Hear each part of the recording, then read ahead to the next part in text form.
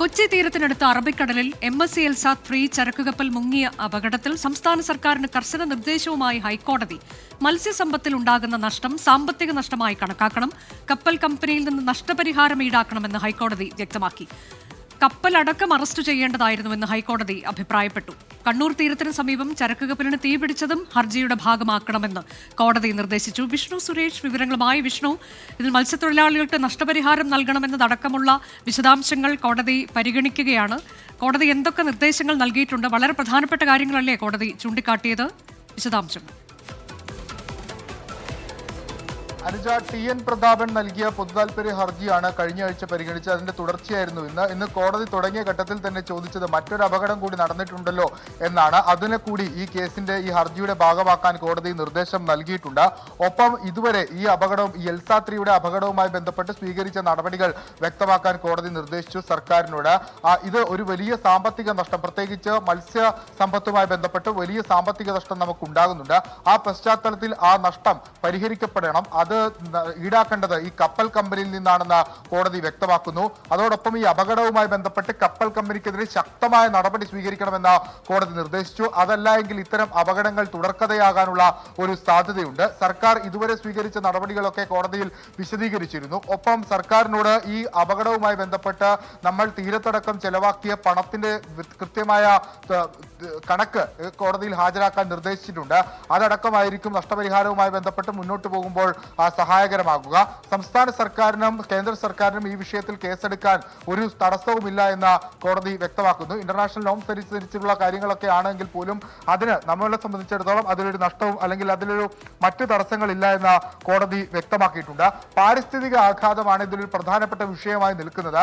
അതുകൊണ്ട് അത് പഠിക്കുന്നതിന് വേണ്ടി, പരിശോധിക്കുന്നതിന് വേണ്ടിയുള്ള ശ്രമങ്ങൾ സംസ്ഥാന സർക്കാരിന്റെ ഭാഗത്തുനിന്നും കേന്ദ്ര സർക്കാരിന്റെ ഭാഗത്തുനിന്നും വേണമെന്ന് കോടതി നിർദ്ദേശിച്ചിരിക്കുന്നു.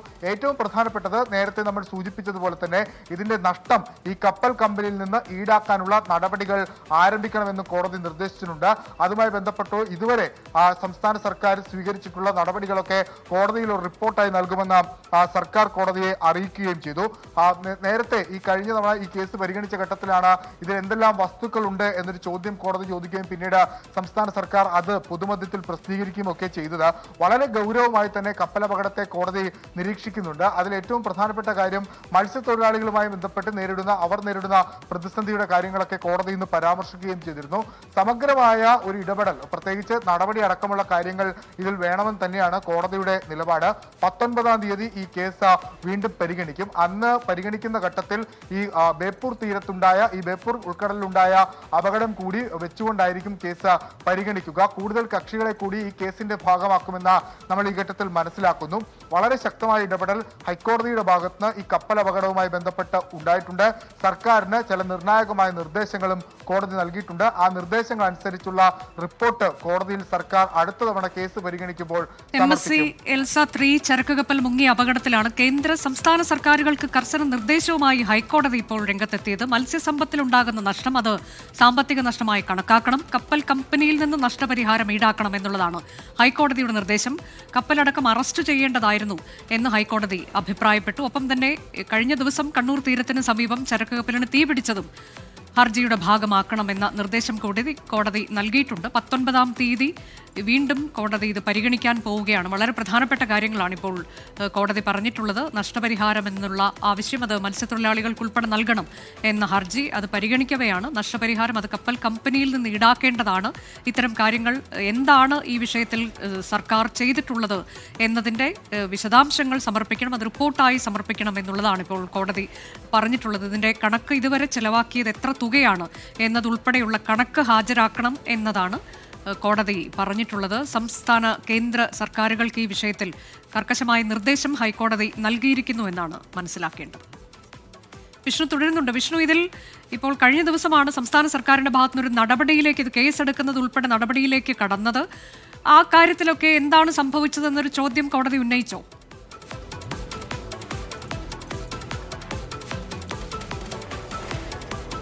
അനുജ, അനുജ, ഈ ഇനാക്ഷൻ എന്നൊരു വാക്ക് കോടതി ഉപയോഗിച്ചിരുന്നു. അതായത് ചില താമസങ്ങളുടെ പശ്ചാത്തലത്തിൽ അത് ഈ ഹർജിക്കാരൻ ഉന്നയിച്ച വിഷയങ്ങളുടെ അടിസ്ഥാനത്തിലാണ് ഏതെങ്കിലും തരത്തിൽ ഇനാക്ഷൻ സംഭവിച്ചിട്ടുണ്ടോ എന്ന് കോടതി ചോദിച്ചത്. പക്ഷേ കോടതി തന്നെ പറഞ്ഞു സർക്കാരിനെ ഈ ഘട്ടത്തിൽ കുറ്റപ്പെടുത്തുന്നില്ല, കാരണം സർക്കാർ വേണ്ട നടപടികളൊക്കെ സ്വീകരിച്ച് മുന്നോട്ട് പോകുന്നു എന്ന് പ്രോസിക്യൂഷൻ പറഞ്ഞ് തങ്ങൾ അംഗീകരിക്കുന്നു എന്നാണ് കോടതി വ്യക്തമാക്കിയത്.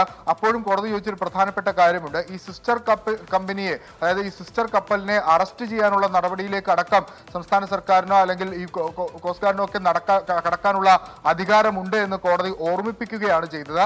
ഇതുവരെ സ്വീകരിച്ച നടപടികൾ റിപ്പോർട്ടായി നൽകാൻ കോടതി ആവശ്യപ്പെട്ടിട്ടുണ്ട്. അത് കോടതി സമർപ്പിക്കുമെന്ന് സർക്കാർ വ്യക്തമാക്കുന്നു. ഇന്ന് സംഭവിച്ച ഏറ്റവും പ്രധാനപ്പെട്ട 2 നിർദ്ദേശങ്ങൾ കോടതിയുടെ ഭാഗത്തുനിന്ന് വന്നത്, ഒന്ന്, ഈ കേസിൽ വളരെ ശക്തമായ നടപടി സംസ്ഥാന സർക്കാരിന്റെ ഭാഗത്തുനിന്ന് വേണമെന്നാണ്. അതല്ല എങ്കിൽ ഇത്തരം അപകടങ്ങൾ നമ്മുടെ തീരത്ത് ആവർത്തിക്കപ്പെടും. ഒപ്പം ഈ മറ്റ് നഷ്ടപരിഹാരം ഈടാക്കുന്നതുമായി ബന്ധപ്പെട്ടുള്ള നടപടികൾ എത്രയും പെട്ടെന്ന് മുന്നോട്ട് പോകണം. അത് സംസ്ഥാന സർക്കാർ പബ്ലിക് എക്സ്പെൻഡിച്ചറിൽ നിന്ന് ചെലവാക്കേണ്ട കാര്യമില്ല. ഈ കണ്ടെയ്നർ കരക്കടിപ്പിക്കുന്നതും അതിന്റെ മലിനീകരണ നിയന്ത്രണ പ്രവർത്തനങ്ങളുമായി ബന്ധപ്പെട്ടൊക്കെ നമ്മളാണ് നമ്മുടെ അക്കൗണ്ടിൽ നിന്ന് പണം ചെലവാക്കിയത്. പക്ഷേ കോടതി വളരെ കൃത്യമായി പറഞ്ഞു അത്തരത്തിൽ നമ്മൾ ചെലവാക്കേണ്ടതില്ല. ആ കമ്പനിയിൽ നിന്ന് നഷ്ടപരിഹാരമായി ഈ തുകയൊക്കെ ഈടാക്കണമെന്ന 2 നിർദ്ദേശങ്ങളാണ് ഇന്ന് കോടതി പ്രധാനമായും മുന്നോട്ട് വെച്ചത്. അതോടൊപ്പം തന്നെ ഈ അടുത്ത തവണ കേസ് പരിഗണിക്കുന്ന ഘട്ടത്തിൽ വാൻഹായ് കപ്പല് അപകടത്തിൽപ്പെട്ടത് കൂടി ചേർത്ത് ഈ ഹർജി വീണ്ടും കക്ഷി ചേർത്ത് വീണ്ടും നൽകാനാണ് നിലവിൽ കോടതി നിർദ്ദേശിച്ചിരിക്കുന്നത്. കോടതിയുടെ ഭാഗത്ത് വളരെ ശക്തമായ ഒരു ഇടപെടൽ എന്ന് ഈ ഘട്ടത്തിൽ നമുക്ക് പറയാനാകും. നേരത്തെ നമ്മൾ പ്രതീക്ഷിച്ചിരുന്ന കോടതിയുടെ ഇടപെടൽ ഈ വിഷയത്തിൽ ഉണ്ടായിരിക്കുന്നു. കപ്പൽ അപകടത്തിലാണ്, അതിൽ കണക്ക് ചോദിച്ചിരിക്കുന്നു. ഇതുവരെ ചെലവാക്കിയ തുക എത്ര എന്നത് അത് സംസ്ഥാന സർക്കാർ വ്യക്തമാക്കണം. അത് സംസ്ഥാനമല്ല ചെലവാക്കേണ്ടത്, കപ്പൽ കമ്പനിയിൽ നിന്ന് ഈടാക്കേണ്ടതാണ്. അങ്ങനെ കർക്കശമായ നിർദ്ദേശം നൽകിയിരിക്കുകയാണ് ഹൈക്കോടതി. 19-ാം തീയതി വീണ്ടും ഈ ഹർജി കോടതി പരിഗണിക്കും.